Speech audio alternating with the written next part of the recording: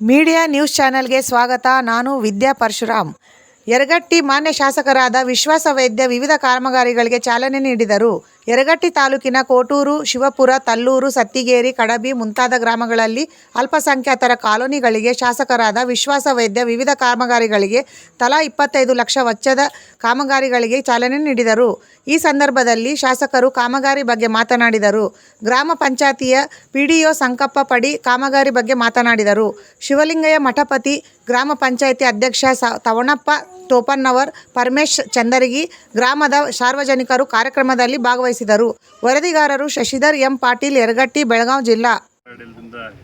ನಡೀತಕ್ಕಂಥ ಇದು ಒಂದು ಒಳ್ಳೆಯ ಕಾಮಗಾರಿಯನ್ನಾಗಿ ಮಾಡಿ ಈ ಊರಿನ ಒಂದು ಸುವರ್ಣ ಗ್ರಾಮವನ್ನಾಗಿ ಮಾಡುವಂಥ ಕೆಲಸವನ್ನು ನಾವು ಮಾಡ್ತೀವಿ.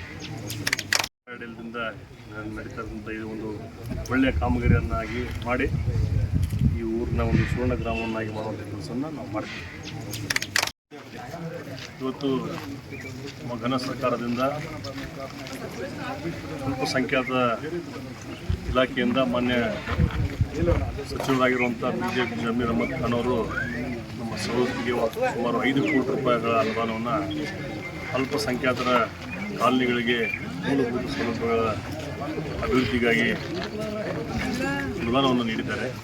ಅದರ ಪ್ರಯುಕ್ತ ಇವತ್ತು ಸವಲತ್ತಿ ಯಲ್ಲಮ್ಮ ಮತಕ್ಷೇತ್ರಾದ್ಯಂತ ಇವತ್ತು ಮುನವಳ್ಳಿ 2 ಕೋಟಿ, ಯರಗಟ್ಟಿಯಲ್ಲಿ 2 ಕೋಟಿ, ಸತ್ತಿಗೆರೆಯಲ್ಲಿ 25 ಲಕ್ಷ, ಶಿವಾಪುರದಲ್ಲಿ 25 ಲಕ್ಷ, ಕಡಬಿಯಲ್ಲಿ 25 ಲಕ್ಷ, ತಲ್ಲೂರಲ್ಲಿ 25 ಲಕ್ಷ, ಹೀಗೆ ಒಟ್ಟು 5 ಕೋಟಿ ರೂಪಾಯಿಗಳ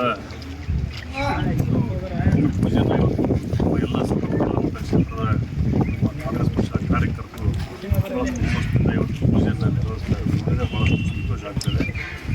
ಮುಂದಿನ ದಿನಮಾನಗಳಲ್ಲಿ ಲೋಕೋಪಯೋಗಿ ಇಲಾಖೆ ಆಗಿರ್ಬೋದು, ನೀರಾವರಿ ಇಲಾಖೆ ಆಗಿರ್ಬೋದು, ಅನೇಕ ಎಲ್ಲ ಇಲಾಖೆಗಳಿಂದ ನಮ್ಮ ಕ್ಷೇತ್ರದ ಇರ್ತಕ್ಕಂಥ ಜ್ವಲಂತ ಸಮಸ್ಯೆಗಳನ್ನು ನಾವು ತಿಳ್ಕೊಂಡು ಅವೆಲ್ಲವನ್ನು ಕೆಲಸವನ್ನು ಮಾಡುವಂಥ ಕೆಲಸವನ್ನು ಮುಂದಿನ ದಿನಮಾನದಲ್ಲಿ ನಾವು ಮಾಡ್ತೀವಿ.